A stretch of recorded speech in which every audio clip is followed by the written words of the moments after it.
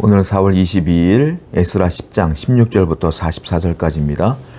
이방 여인과 결혼한 사람들을 조사하기 시작합니다. 약 3개월에 걸쳐서 면밀하게 조사를 하게 되는데요. 언제 끝나느냐 하면 17절 말씀 볼게요. 첫째 달 초하루에 이르러 이방 여인을 아내로 맞이한 자의 일 조사하기를 마치니라. 첫째 달 초하루. 그러니까 이게 10월 1일부터 조사를 시작해서 그 다음에 1월 1일 날 조사가 끝납니다. 그래서 몇 명이나 어떤 가정이나 몇 가정이나 이렇게 이방 여인과 결혼을 했는가를 살펴보게 되는 것이었죠.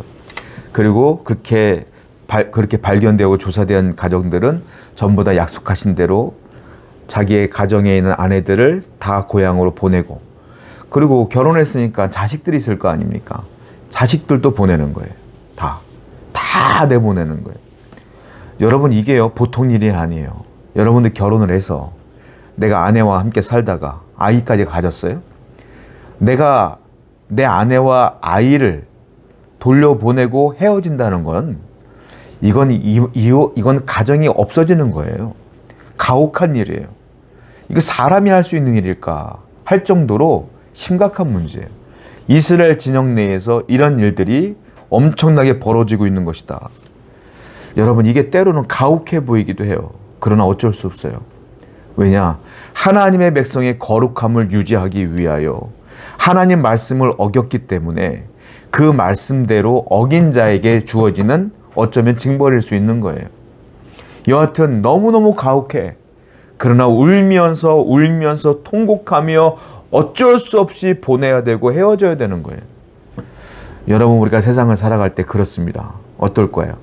세상을 우리가 두 발로 딛고 살고 있기 때문에 이 세상에서 원하는 것들이 있어요. 또한 우리가 필요한 것들은 이 세상에 다 있어. 그러다 보니까 세상을 사랑할 수밖에 없고, 세상의 사람들이 추구하고 있는 것들을 나도 추구할 수밖에 없고, 세상 사람들이 원하는 걸 나도 모르게 원할 수밖에 없는 거죠. 그게 정상인 거 아니겠어요? 그런데 성경은 뭐라 그래요? 세상을 사랑하지 말래. 그러니까 여기서 우리는 가혹하게 느껴지고 그리스도인들께 살아가는 것이 과연 얼마나 어려운가를 깨닫게 되는 거 아니겠어요? 하나님의 말씀은 간단해요. 세상과 결혼하지 말라 이거예요. 세상을 끊어내라 이거예요. 그렇다고 해서 산으로 올라가서 나 혼자 하나님만 예배하라 이런 뜻이 아니라, 세상 사람들이 바라보는 것을 바라보지 말고 세상 사람들이 원하는 걸 원하지 말라 이거예요. 하나님을 바라봐야 되고 하나님의 뜻을 구해야 된다. 세상에 살고 있지만 먼저 그의 나라와 그의 의를 구하는 삶을 살 때에 세상에서 살아가는데 필요한 것들은 하나님이 공급하실 것이니 거기에 매몰되고 그것을 목적으로 삼지 말고 하나님을 바라보며 하나님의 뜻을 구하는 자가 되어야 되지 않겠느냐라는 것이 하나님의 뜻이다. 우리는 그래서 세상살이에 바쁘지만, 세상살이가 즐겁지만 여기에 매몰되지 아니하며 하나님을 바라보며 하나님의 뜻을 구하는 거룩하고 구별된 하나님의 성도가 되어야 될 줄로 믿습니다. 18절부터 44절은 굉장히 깁니다. 이걸 다 읽을 수가 없어요. 그래서 제가 요약해서 설명만 드릴게요. 여러분들이 성경을 읽어보시면 될 것 같아요. 자, 3개월 동안 이방 여인과 결혼한 사람들을 조사했더니 몇 명을 찾았느냐면 113명의 명단을 밝혀냈어요. 113명. 먼저 18절부터 22절을 보게 되면 누가 먼저 나오냐면 제사장들이 나와요. 제사장들 중에서도 이방 여인과 결혼한 사람이 나온다. 또 23절과 24절을 보면 레위인, 그리고 성전에서 노래하는 자, 문지기들, 성가대들이죠. 그리고 성전을 지키는 관리인들인 거죠. 자, 레위인들도 나와요. 그 사람들도 나오고, 또 나머지 25절부터 44절은 제사장이 아니고 레위인도 아닌 일반 백성들, 이스라엘 백성들, 그 사람들의 명단이 쭉 나옵니다. 쭉 나와서 그들을 다 조사하게 되는 거예요. 전부 다. 여러분, 그들이 왜 이방 여인과 결혼을 했을까요? 알고 보니까 제사장부터 시작하여 리더들, 레위인, 일반 백성들까지도 이렇게 안 한 사람들이 없는 거야. 골고루 다 했어. 골고루 다 죄를 지은 거예요. 공동체 자체에 완전히 썩은 거예요. 공동체가 하나님 앞에. 근데 그들이 왜 그런 선택을 했겠느냐는 거예요. 여러분, 이해도 됩니다. 왜냐하면 지금 포로 귀환한 거잖아요. 자, 포로 생활하다가 귀환을 했으니 여기 땅이 있겠어요? 집이 있겠어요? 인간관계가 있겠어요? 친척이 있겠어요? 뭐가 있겠어요? 아무것도 없어요.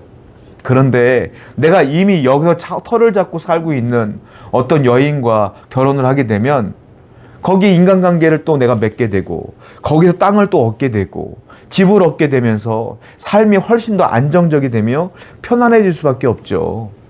그래서 그들은 그런 선택을 한 것이다라는 거예요. 이해도 되죠. 그래서 그들은 이방 여인과 결혼한 사람들은 이방 여인과 결혼하지 아니한 이스라엘 사람들보다는 더 잘 살았다고 그래요. 잘 살고 더 풍요롭고 땅도 갖고 여유롭게 살고 있었던 거야. 자, 그런데 여러분 기억해야 될 게 있어요. 무조건적인 물질의 복이, 세상의 복이 축복이라고 할 수는 없다라는 거예요. 하나님을 잘 믿으면 하나님은 우리에게 물질의 복도 준다고 약속했습니다. 하나님이 주실 거예요. 안 주시는 것도 어쩔 수 없지. 안 주시는 건 이유가 있으니까 안 주시는 거예요. 또 다른 복을 주시는 거예요. 왜? 자, 구약에서는 하나님을 잘 믿으면 물질의 복을 주셨어요. 대표적인 사람이 아브라함, 그리고 그네 자녀들이에요. 근데 신약은 무조건 그렇게 복을 주지 않아요. 신약 시대에 보면 하나님을 잘 믿는 사람들이 다 물질의 복을 받았어요? 아니에요. 사도 바울 가난했어요. 예수님 집도 없었어요. 예수님이 제자들 다 가난했어. 물론 물질의 복을 받은 사람도 있었지.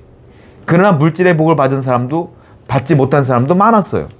우리는 신약을 살고 있기 때문에 예수님을 잘 믿어도 물질의 복을 못 받을 수 있어요. 왜 그런 줄 아세요? 신약은 물질보다 더 놀라운 복을 주셨기 때문에 그래. 그게 뭡니까? 성령님. 성령을 주셨어.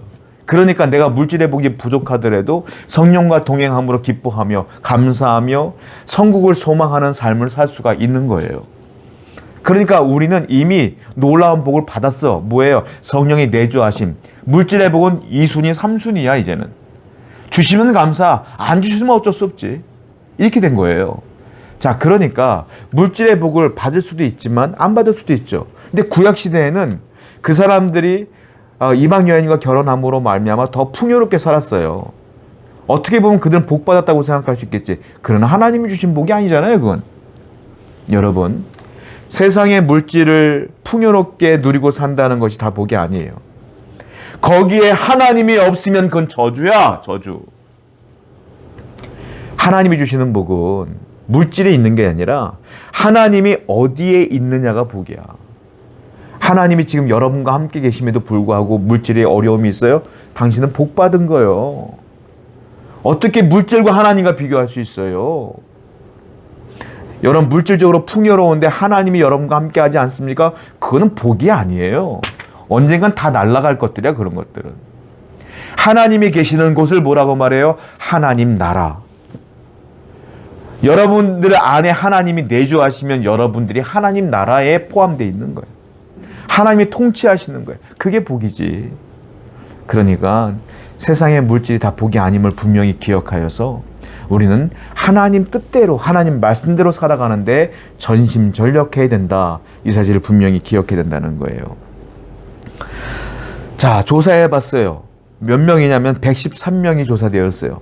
구체적으로 보면 제사장이 17명, 이방 여인과 결혼한 사람, 레위인이 6명, 노래하는 자와 문지기가 4명, 일반 백성이 86명, 도합 113명이 이렇게 죄를 짓고 살았더라라는 거예요. 여러분, 이 사람들은 어떻게 했어요? 자녀들을 다 떠나보냈고 아내를 떠나보냈지 않습니까? 우리는 흔히 잘못 알고 있는 것 중에 하나가 하나님을 잘 믿는 성도면 예배하면 돼. 교회 무조건 나가야 돼. 하나님께 11조하고 헌금 잘하면 돼. 여기까지만 생각해. 예배 잘 드리고 그리고 하나님께 충성하고 하나님께 헌신하고 헌금도 하고 그리고 매주 빠지지 않고 주님께 나가는 것. 이 정도가 성도의 삶으로 잘한다고 생각해. 하나님은 거기에 또 다른 걸 요구하셔요. 뭐예요? 거룩해져라. 제사장, 레위인, 노래하는 사람들, 일반인 사람들 전부 다 113명들에게 요구하는 게 뭐예요? 너희들이 제사장이야, 레위인이야, 하나님의 백성에 다 알아. 그런데 또 다른 걸 원하는 거예요. 뭐예요? 거룩해져라. 너희 아내를 떠나보내라. 다시 거룩해져라. 거룩한 삶까지 요구하시는 거예요. 성결한 삶까지를 우리에게 요구하시는 거예요. 진정한 성도는 영적으로 예배하는 것뿐만이 아니라 현실적으로도 거룩해지는 삶을 살아야 된다. 그래서 하나 예수님께서 말씀하신 게 뭐예요? 너희는 성령의 열매를 맺어라. 열매를 맺어라 그랬어요. 열매를 맺는 삶을 살아. 그 열매가 뭡니까? 인격의 열매예요. 거룩의 열매예요. 사랑하라, 자비하라, 인내하라. 하나님께서 주시는 것들은 다 인격의 열매야. 거룩해지는 삶을 살기를 원하시는 거예요. 오늘도 여러분들이 예배 잘 드리고 신앙 좋은 거 저도 잘 알아요. 그러나 더욱더 세상상에서 거룩해지고 성결해지는 여러분 되기를 축원드립니다. 기도하겠습니다. 하나님, 가혹하지만 세상을 끊어내게 하시옵소서. 세상 사람들이 바라보는 걸 바라보는 것이 아니라 우리는 하나님을 바라보는 자가 되게 해 주옵소서. 예수님의 이름으로 기도드렸습니다. 아멘.